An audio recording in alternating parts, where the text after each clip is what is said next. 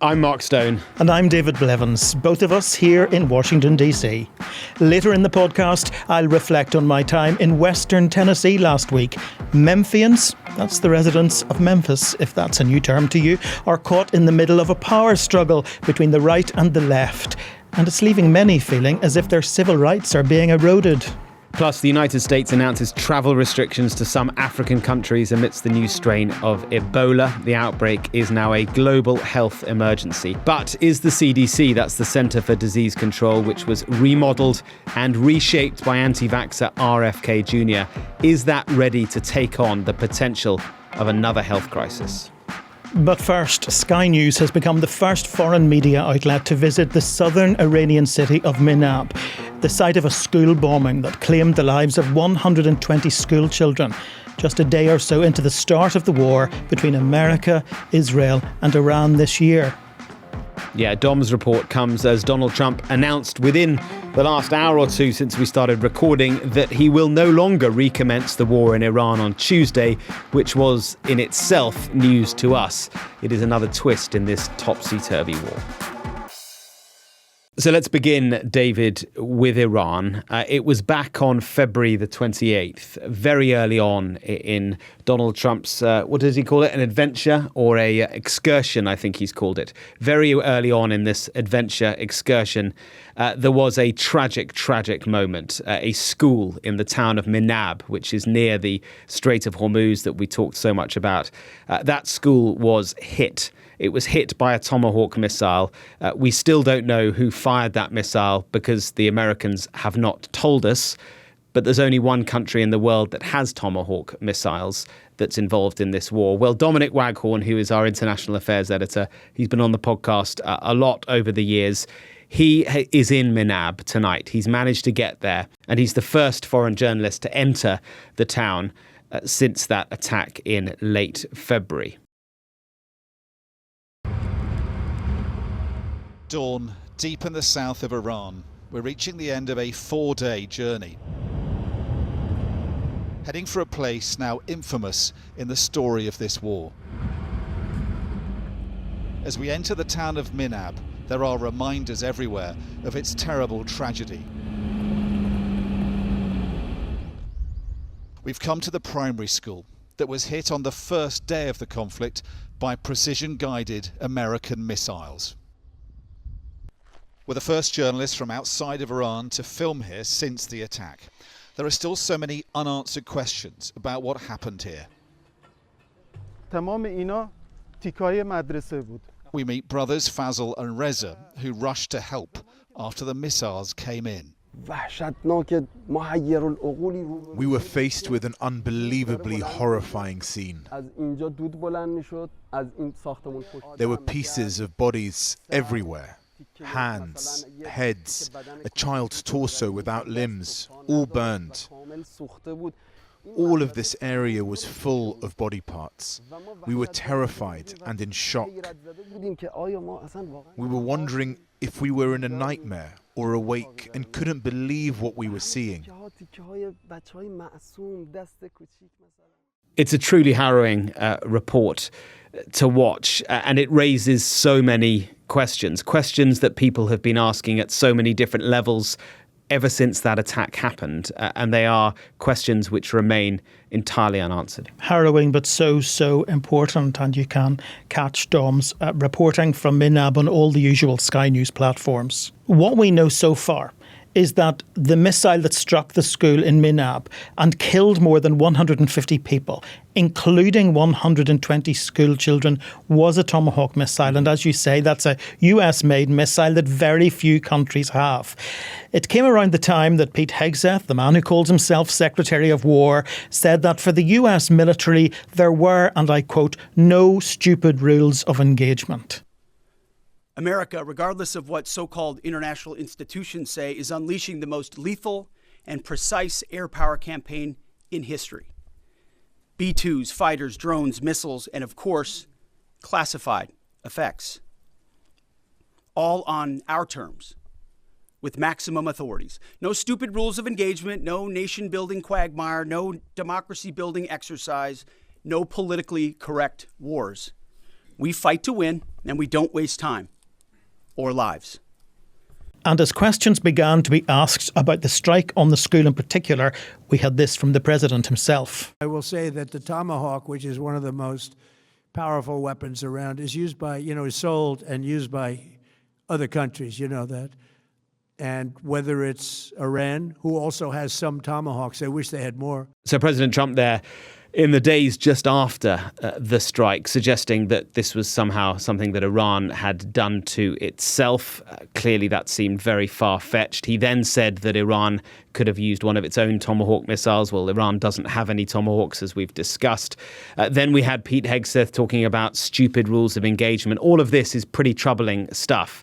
And at every turn, we and so many other news organizations around the world have been asking anyone within the administration what happened, and the response every time is there's an investigation ongoing. They seem to be able to hide behind that phrase. We can't comment because there is an investigation ongoing. Fairly quickly, they told us they had received a draft report and that it was now likely, to use their terminology, that the Pentagon had been behind the attack on the school. But it's a very long time since we've heard that, and there's been nothing new. Yeah, and that was an internal Pentagon report, and the Trump administration itself never formally attached themselves to that report.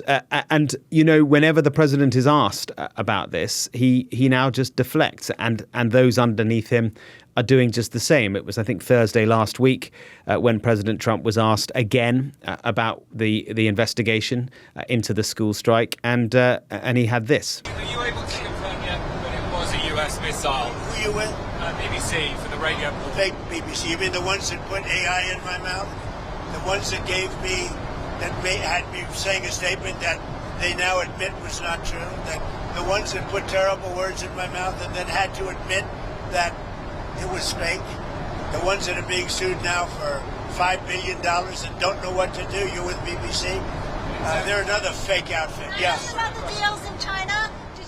So that was President Trump attacking the BBC in response to a very legitimate question from our colleague and good friend of mine, Tom Bateman, who was asking again about the school attack. And he just chose instead to lash out at the reporter for daring to ask the question. And all the while, the war continues. We're now on day 80 of a war that the president said would last a few days. Yeah, and exactly that. And we've sent Dom's report to the Pentagon. They haven't responded. Our OSINT team, that's our data and forensics team in London, has been working on the Minab school strike for a long time. And they have tried to get hold of the Pentagon. All they have got from the Pentagon, I've got the message here, the Pentagon officials sent them. They said, nothing to provide due to ongoing investigation. Thanks for reaching out. Now, I tried to go down to the Pentagon today because we obviously were covering this story and I wanted to speak to anyone there. I also just wanted to do some live reporting for the TV channel from the Pentagon rather than doing it in our studio.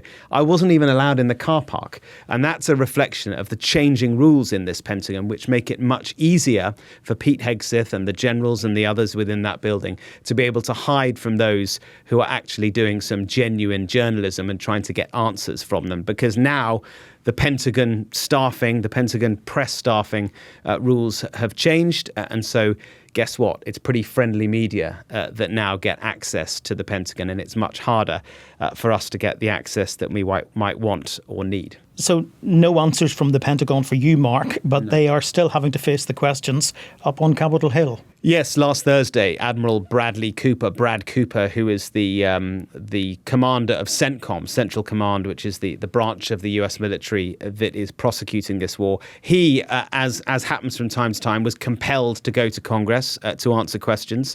And so he did. And the questions from two Democratic senators, Mark Kelly and Kristen Gillibrand, were both about this attack and potentially more than 20 others at other schools and hospitals around the country. So by your estimates, how many civilians have been killed or injured over the course of this war? The investigation on the one incident that we've had after more than 13,000 strikes is still underway. We'll certainly be transparent, release that when we can.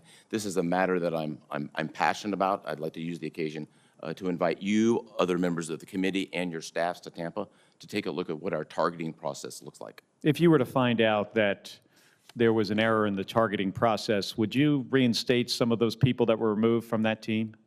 Sir, it's a hypothetical. I think I'm always looking to organize to purpose, and we'll just see what the investigation Are you shows. taking any additional steps now because of the civilian casualties to date? We have taken additional steps. Our additional steps have been very proactive throughout Epic Fury. Our staff specifically warned the Iranian people more than 100 times about the threat of them being used as human shields. I personally warned the Iranian people on March 8th, 11th, and the 23rd that they had the potential to be human shields, and that communication was very effective. So again, we're moving not just targeting, but a proactive measures to minimize. All right, well, thank you for doing that. How many schools have we bombed? I'll be happy to take a look at each instance. I Our would like a team will be able report. to do that. I would like a report from you, from your team, about whether there have been attacks that have resulted in the destruction of schools and hospitals. And if so, why? And how then, last, have you managed the 90% cut to the personnel who are supposed to avoid civilian targets? Happy to provide any report, and I would invite you and every staff member here to come to Tampa to look at the process to see exactly how it works. Now, we knew the president was planning to meet with his national security team on Tuesday to discuss next steps in the war, but he's already taken some next steps online. Yeah, I don't know about you, but I thought this weekend as I saw his posts over the weekend. And by the way, can we just say that his posts are more and more erratic? I was looking over the weekend at some of the stuff that was coming out that he was posting at all hours of the night. We've discussed this before, but it's some really crazy stuff. Just go to his Truth Social account and have a scroll through and see it, because it's quite extraordinary. Dozens of them in the small hours of the morning. It's really, really weird. But anyway, during the daylight, the tweets seem to be, or the posts seem to be a little bit more serious, and some of those on Sunday daytime suggested that this week was going to be a big week on Iran. And then suddenly today, out of nowhere, if I can find it, real Donald Trump, here we go. He said, there's been a few more since then. So a few hours ago, he said, I've been asked by the Emir of Qatar, the Crown Prince of Saudi Arabia, and the President of the United Arab Emirates to hold off our planned military attack in the Islamic Republic of Iran, which was scheduled for tomorrow. He then goes on to say that serious negotiations are apparently now taking place. And in their opinion, the opinion of those three leaders of Gulf Arab countries, a deal will be made. You know, some say that Trump plays 4D chess and this is all part of that, or whether this is a guy who just did not want to go back to war in Iran, but realized he boxed himself into a corner and is now desperately trying to find an off-ramp. Makes you think if you were to write a book on this latest war in Iran, the best title might be As You Were. Now, one to mark your cards. The Centers for Disease Control and Prevention has confirmed that the first American has contracted a new and dangerous strain of Ebola after working in the Democratic Republic of Congo, where the Bundibugyo strain has triggered a global health emergency. Yeah, the disease, it has spread to Uganda, although the World Health Organization says that this strain of Ebola could be far larger than has already been detected and reported. The WHO said it is a public health emergency of international concern. And interestingly, they designated it that without having to go through the usual hoops that they would, where they get a sort of bit of consensus among their members and then decide to designate it a public health emergency of international concern. In this case, they just went straight ahead and did it. And I think that's a reflection of the fact they're worried about just how uncontained this is and how much it might have spread already without them knowing. Now, the CDC says that the risk to Americans is low and that it's deploying experts from Atlanta to Africa to support the outbreak in the area. Yeah, cases being reported in Uganda and specifically in the capital, Kampala. I've been to Kampala a long time ago, 15 years ago, volunteering at a humanitarian aid program there. I know that city. It's not well equipped to contain a human-to-human contact virus. It's busy, it's crammed, and to be frank, it's Central Africa, so sanitation levels are far lower than they are in European are American cities. But it is also an international city. It's a city where a lot of people travel. And so that will be an added concern. If this was restricted to areas of the DRC, which are not as well travelled, then that would perhaps be a little more comfortable for people, that they could say, right, we've got this contained in a certain area. We can concentrate on that area. We can get what we need into that area. But as soon as it's gone to a slightly more transient international city like Kampala is, with all the challenges that it has, that I think creates a greater risk. And of course, the reason we're talking about this on a podcast all about Donald Trump is because he and his administration have made some major changes since he came back to power. Changes to to USAID, the US Agency for International Development, because it doesn't exist anymore, does it? No, it's gone under the cuts made by Elon Musk and his Department of Government Efficiency. Yeah, huge cuts, very controversial. Seems like a long time ago now. We covered it extensively on the podcasts. And it's absolutely clear that USAID would have been at the centre of attempts to limit the spread of Ebola, of an outbreak like this, and doing what they can to educate the population, to get aid into the right areas. All of that was at the heart of what USAID did. And of course, now it is no longer. The administration also cut funding for the CDC, of course, the leading public health agency in the country. And Trump's team withdrew the United States in January from the World Health Organization. Now, NGOs and non-profits like Oxfam and Human Rights Watch have said that the cuts to aid by the Trump administration has compounded crises like these. And there's no doubt about it. With the death toll now nearing 100, certainly that puts those cuts into sharp focus. Yeah, it's a huge challenge, isn't it? I mean, it does sort of make you shudder to think of how this administration, with all that it says and all that it does when it comes to public health, how they would cope with another pandemic. It's worth stressing, though, that for now they believe that this Ebola outbreak is contained to a certain area. It is also not as contagious as COVID was, for example. It is not transmitted by air, but it's very frightening. And clearly health organizations globally are keeping a very close eye on what it does next.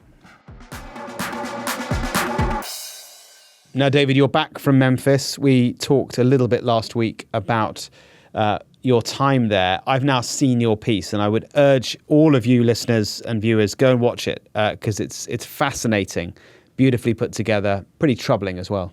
Yeah, we touched on this, as you say, last week. I have to say, Mark, it was so grinding to be in Memphis and to hear face-to-face from people. To get out of the office, frankly. To hear from real people rather than politicians, the residents of Western Tennessee, about an issue that could play a massive part in the outcome of this year's midterm elections. Yeah, it's all about redistricting, isn't it? Redrawing of maps to benefit one side or the other. They're both at it. The Democrats say the Republicans started it, so they've joined them. The truth is, it's... well, actually, the thing that really struck me in your piece was how one of the Republicans you spoke to, standing outside his very posh house, he basically said the quiet stuff out loud, didn't he? He said, yeah, we are doing this just so we can win. A house he told me he'd modelled on a governor's mansion. But yes, he sees a seat for the taking now. And Brent Taylor said there is no secret about the fact that they're just trying to hold on to power in Congress come the midterms in November.